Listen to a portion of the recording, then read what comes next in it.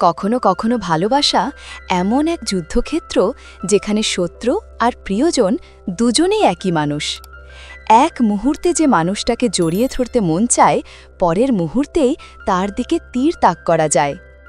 এই গল্পটা শুধু স্বামী স্ত্রীর নয়, এই গল্পটা প্রতারণা, প্রতিশোধ আর টিকে থাকার একটা দ্বীপের মতো, যেখানে ভালোবাসার শেষ পরীক্ষাটা নেওয়া হয়। তুমি ভাবো, যখন জীবন মৃত্যুর সীমারেখায় দাঁড়িয়ে আছে দুজন মানুষ, তখন আসলে যেতে কে? যে ভালোবাসে নাকি যে ঘৃণা করতে জানে?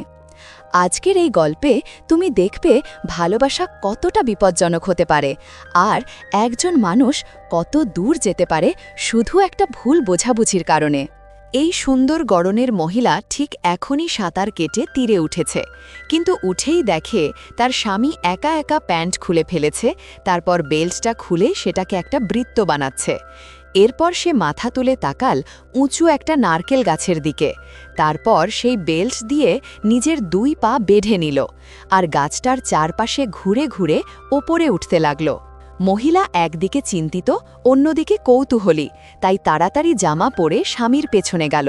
কিছুক্ষণের মধ্যেই সে পৌঁছে গেল নারকেল বনের কাছে। মাটিতে ছড়িয়ে ছিটিয়ে পড়ে আছে অনেক নারকেল। দেখে সে আরও অবাক, বুঝতে পারছে না স্বামী আসলে গাছে উঠে কি করছে। সে চুপি চুপি গাছটার নিচে গিয়ে দাঁড়াল। হঠাৎই কানে এলো স্বামী ওপরে বসে অন্য এক মহিলার সঙ্গে মিষ্টি কথায় গল্প করছে। এটা শুনে তার রাগে শরীর কাঁপতে লাগল। 2 হাতে কোমর চেপে দাঁড়িয়ে ভাবল, এখনই গাছটা ঝাঁকিয়ে নামিয়ে ফেলবে, যেন ওই বদমাশ নিচে পড়ে মরে যায়। কিন্তু পর মুহূর্তেই সে নিজেকে থামিয়ে নিল। মনে হলো এখন কিছু না বলে বরং নিজের মতো একটা পরিকল্পনা করা ভালো। তাই সে চুপ থাকল।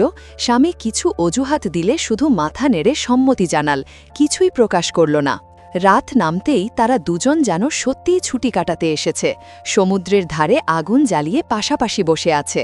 স্ত্রী আগের মতোই হাসি মুখে স্বামীর কপালে হাত বুলিয়ে দিচ্ছে, যেন কিছুই ঘটেনি। কিন্তু ব্যাপারটা এত সহজ তো নয়। রাত গভীর হলে স্বামী ঘুমিয়ে পড়ল, আর স্ত্রী চুপচাপ সৈকতে বসে রইল, মনে কষ্ট, চোখে বিষণ্ণতা।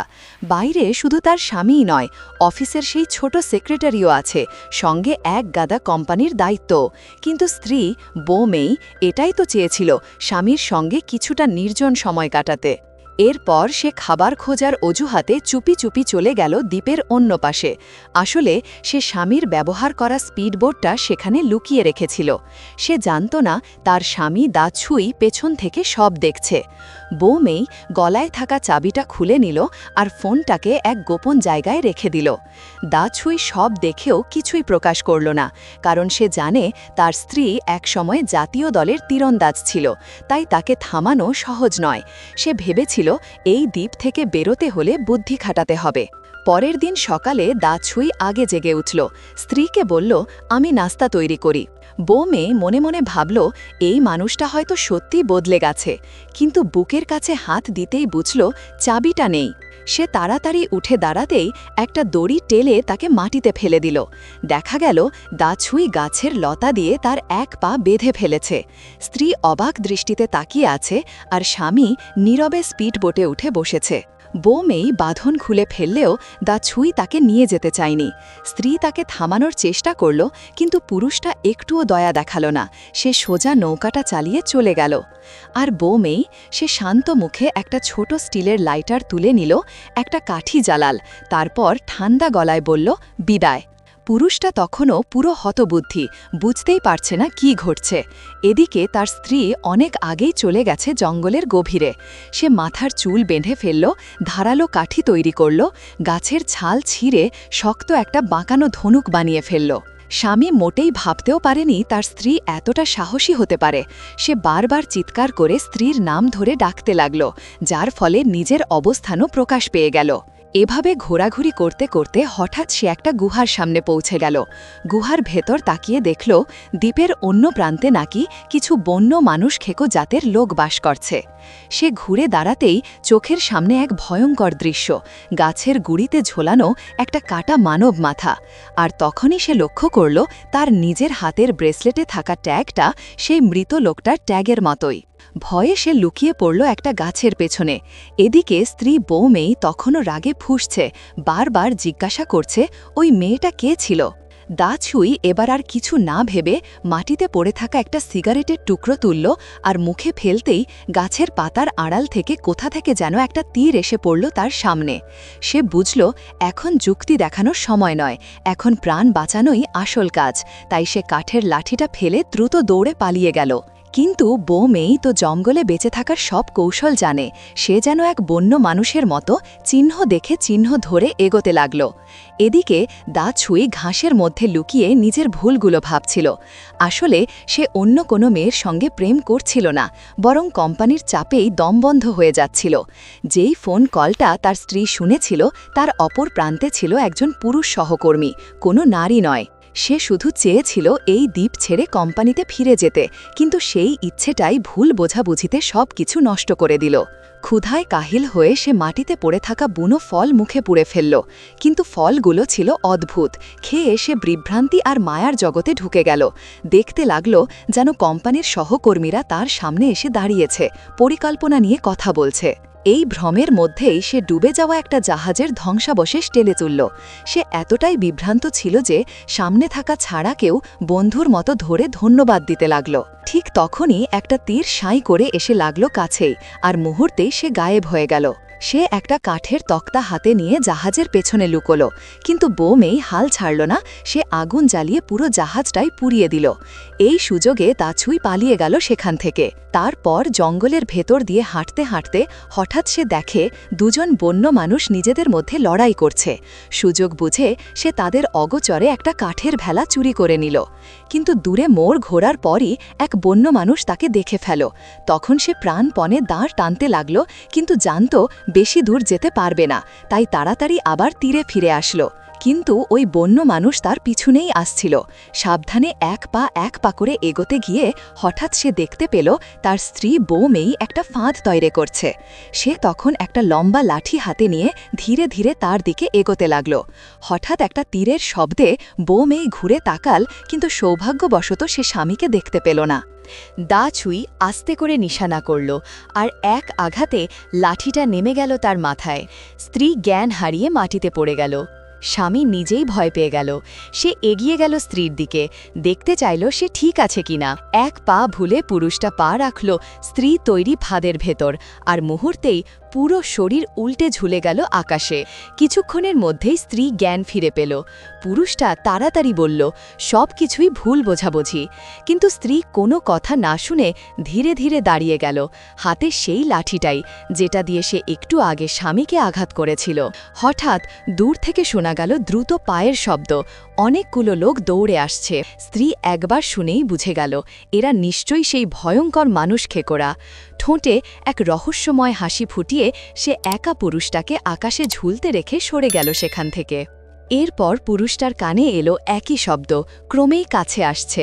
এবার সে বুঝল সত্যি মানুষ খেকোরা এসে পড়েছে। মৃত্যু ভয় তাকে অদম্য করে তুলল। পুরো শক্তি দিয়ে ফাঁদ ছিঁড়ে সে গাছের ডালে উঠে লুকিয়ে পড়ল। অল্পের জন্য রক্ষা পেল সে। কিন্তু তার স্ত্রী বউ মেয়ে এত ভাগ্যবতী ছিল না। পালাতে গিয়ে সে পড়ল মানুষ খেকোদের হাতে।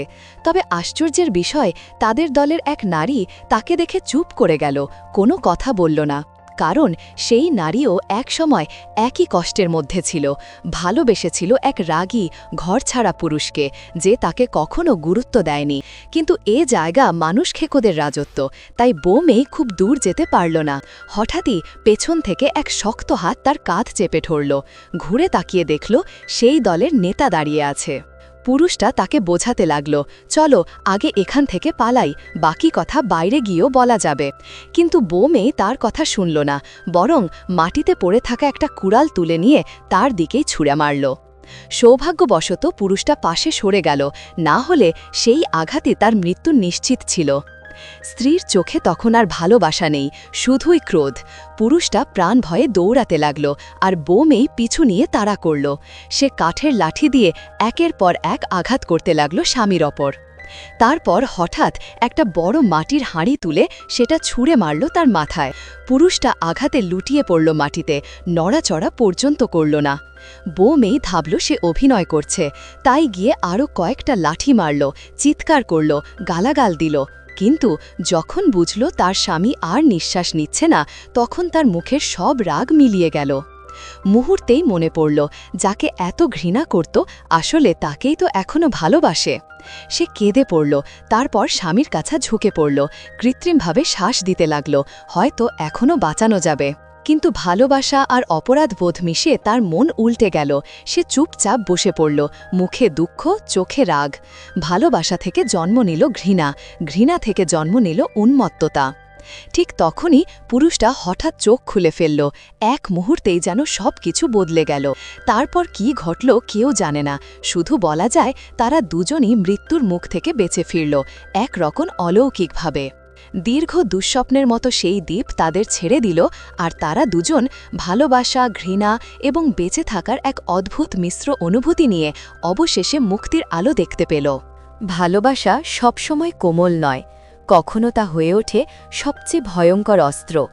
যখন বিশ্বাস ভেঙে যায় তখন মানুষ নিজের ভিতরকার অচেনা দানবের মুখোমুখি হয়। বউ মেই আর দা ছুঁই, তারা হয়তো পরস্পরের শত্রু হয়ে উঠেছিল, কিন্তু শেষ মুহূর্তে বুঝেছিল ভালোবাসা থেকে কেউ পালাতে পারে না। জীবনও অনেকটা সেই নির্জন দ্বীপের মতো, যেখানে আমরা বাঁচতে শিখি, হারাতে শিখি, আর শেষে বুঝি সবচেয়ে বড় যুদ্ধটা আসলে নিজের সঙ্গেই। তুমি যদি এই গল্পটা দেখে কিছু অনুভব করে থাকো, তাহলে নিচে কমেন্টে জানাও তোমার মতে ভালোবাসা কি আসলেই ক্ষমা করতে শেখায় নাকি প্রতিশোধ নিতে শেখায়। আর যদি এমন আরও গভীর, বাস্তব, হৃদয় কাঁপানো গল্প শুনতে চাও, তাহলে আমাদের চ্যানেলটা সাবস্ক্রাইব করো, কারণ এখানেই প্রতিটি গল্প তোমার মনে রেখে যাবে এক অমলিন ছাপ। ভালো থাকো, সুস্থ থাকো, আল্লাহ হাফেজ।